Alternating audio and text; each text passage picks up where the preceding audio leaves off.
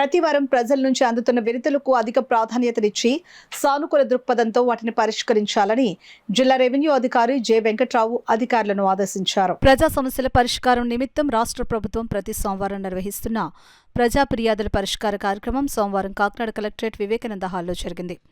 ఈ కార్యక్రమంలో జిల్లా రెవెన్యూ అధికారి J Venkatrao, trainee collector Manisha, housing PD NVV Satyanarayana, ZP CEO VVS Lakshmanarao, CPO P Trinath ఇతర అధికారులతో కలిసి హాజరై కాకినాడ జిల్లా చుట్టుపక్కల ప్రాంతాల నుంచి వచ్చిన ప్రజల నుంచి వినతులు, అర్జీలను స్వీకరించారు.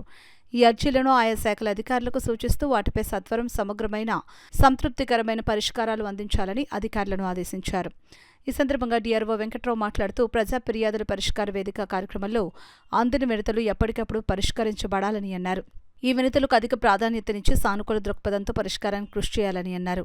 ఈ కార్యక్రమంలో వివిధ శాఖల జిల్లా స్థాయి అధికారులు, కలెక్టరేట్ విభాగాధిపతులు తదితరులు పాల్గొన్నారు.